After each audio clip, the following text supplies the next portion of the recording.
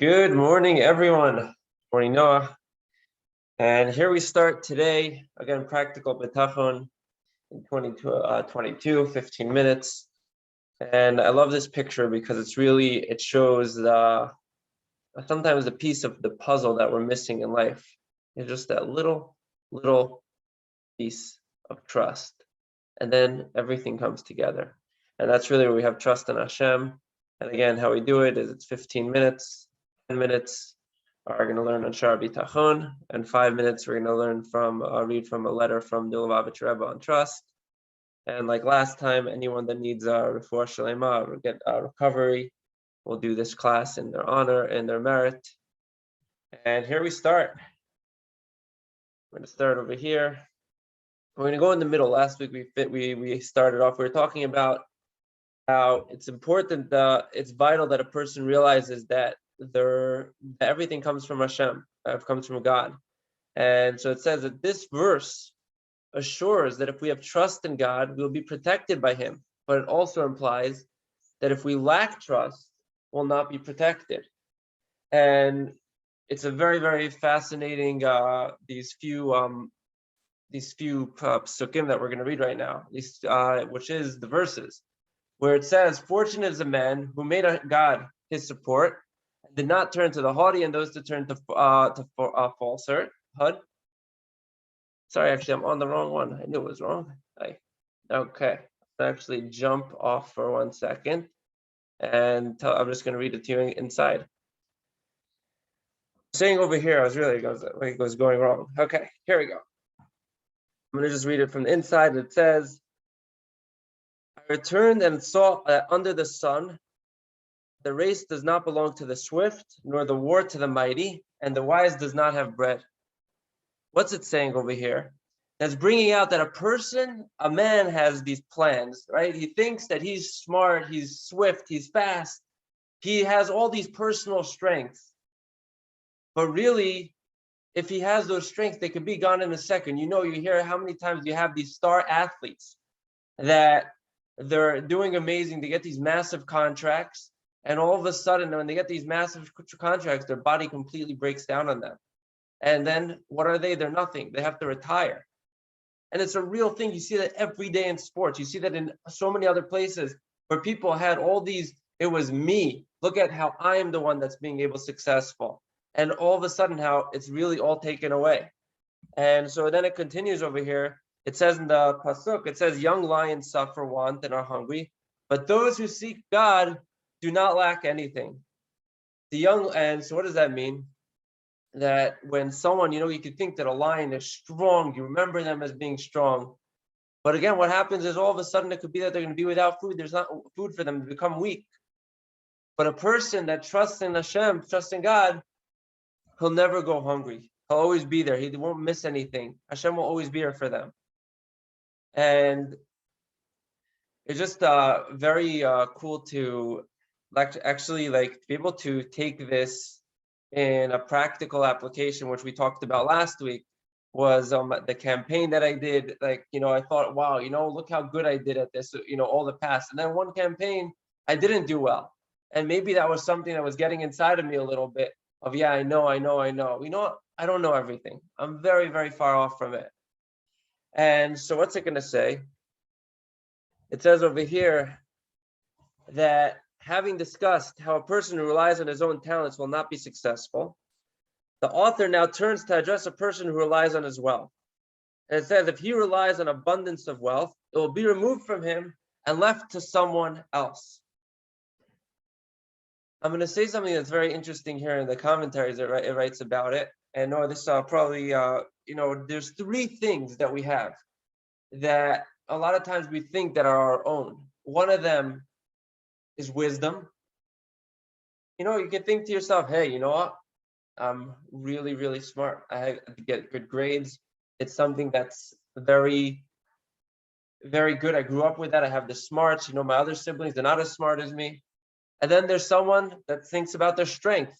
They think, oh, wow, I'm stronger than someone else. I have a lot of personal strength, a lot of personal power. And then the last one is wealth. Person says, hey, look how much wealth I have. I'm very, very wealthy. I'm able to buy this, able to do that. The challenge that we have with these three things are they're able to be removed instantly. It's not something that goes with a person to their grave. It's not something that lasts with them forever. But if a person says, hey, you know what? I'm actually using all these talents for the right thing, for the right reasons, and he has Hashem, he has God part of it, it changes everything what he's doing. And Hashem says, hey, I want to give this to you. Why? Because again, we talked about this. You're my child, and I'm going to take care of you.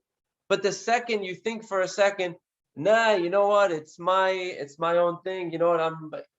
Why, as a parent, when your kid is all of a sudden saying that this is all theirs, and you're the one actually giving it to them, would you want to continue giving it? Obviously, he loves you and cares for you, but he wants you to pass the test. He wants you to be able to see, no, realize, use this out because I'm giving it to you for the right things, for the right reasons. And I love this thing over here. We have the snail. That's someone with a tree, right? It's the snail's crushing this strong tree.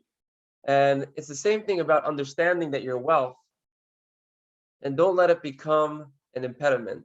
Don't let your wealth be something that will actually knock you down at the end of the day. Use it. You have a beautiful, strong tree in front of you. Take that strength, the strength that you have, use those strengths for your success, to be able to serve others, to be able to serve God, to be able to help other people out, be able to use it for the right reasons.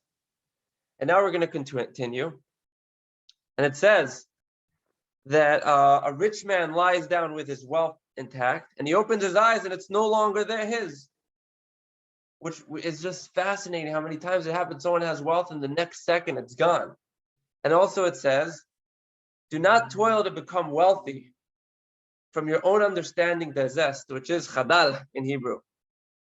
And the next pasuk says, before you can set your eyes on it, it's gone.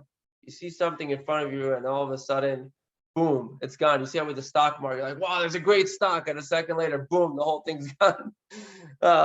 Similarly, it says, at a young age, his wealth will leave him, and at the end, his wealth will leave him, and then at his end, he will be a disgrace. Alternatively, even if the riches themselves are not removed from him, his ability to enjoy his wealth will be withheld from him by Hashem. As the wise man King Solomon says, God gives him no power to eat of it.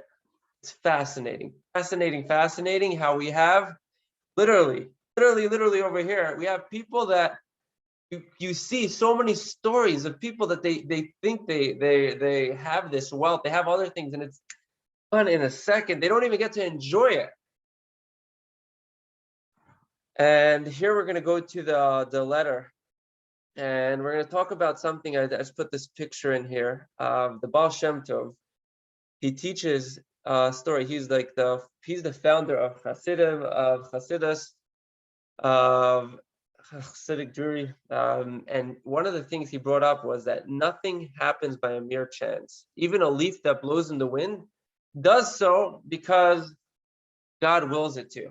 And I think that's something very important for us to remember. Every single thing that's happening out there in this world doesn't happen just because. Your car had a flat tire. You know what? How many times that happened? Who knows? Your house all of a sudden has a flood in it. Real story. It never happened. Why did it have to happen? Every single thing has a reason. And here we go to the letter for today. We start by the 16th of Tammuz, which again, we're coming up this week to the Tammuz, to Rosh Chodesh Tammuz. It says, greetings and blessings. The above exposition of the Baal Shem Tov's teaching concerning the divine providence that relates even to a mere leaf, which we just said, that everything is in a mere leaf, right? That with the leaf, that it moves, that's divine providence. We can appreciate the extent to which divine providence relates to the innermost concerns of the sons and daughters of Israel, the people who are close to him. Think of it. We can appreciate divine providence to, God, to his children, the sons and daughters of Israel, to us. Allow me to offer my blessings for good news concerning the content of your letter. It goes without saying that my earlier comments are addressed to each of you, including in particular to the reference in your letter to the state of your health and so on. So it's obviously is talking to a husband and wife, from what I understand. and one of them is not doing well health-wise. So it says over here, my intent in writing of divine providence is not to act as a defense counsel, God forbid, from the above mentioned situation, saying, oh, the reason why maybe this is a reason why it's happening, and giving reasons in defense of why a person's sick or something like that. He's not saying that. On the contrary, my intent is to suggest that perhaps the meaning of this situation is that it is a test. And this is applicable only to something that is incomprehensible. You have no idea why this is happening. Maybe it's a test. In that case, as is common with tests, when a person recognizes that this is only an instant in which the Lord your God, which Hashem is putting you to the test in order to know whether you love the Lord your God, to love Hashem with all your heart and all your soul. And when he withstands the trial, the situation ceases, it stops, because it already served its function. And that individual regains his wealth. And I keep on bringing this up because I keep on learning this. It's a king that wants to build the love for his child even more, for the son even more. So what does he do? He brings out a harlot, he brings out to go and try to entice his son, to be able to get him to do something wrong. And the son wants to, the harlot wants to be able to make sure that, obviously has to entice because that's the king's want, but really what they want is that he holds himself back from doing it. And sometimes we have a test, just pass that test. And once you pass the test, boom, boom, boom, you are the winner. So with blessings for a full and speedy recovery, for a more ample livelihood, and for good tidings. P.S. The proposal of a match of your daughter with so-and-so. So someone's writing about his daughter. Is all in all sound. However, since you mentioned that at first your daughter had some reservations and so on, it would not be advisable for you to involve yourselves anymore in this matter. Let your daughter proceed according to how she sees fit. Obviously, the parents were worried about their daughter. According to the direction in which her heart is drawn and so on. After all, as written above, God's providence supervises every particular. Guys, we have to remember that, we have to remember that Hashem, you got to ride the wave. Sometimes we don't know what's going to happen. It's like you're surfing or something. You just go with the waves. Why? Because Hashem is the one guiding it. Obviously, we have to make a vessel, and that's our job. But this is really when something that we could probably work on is when something doesn't go right. But you know what? Ride that wave with it. Take the wave with you. You're fighting the wave, you're going to get knocked down. You go with the wave, you're going to go a really, really long way. Wishing you all a wonderful day. And here we go.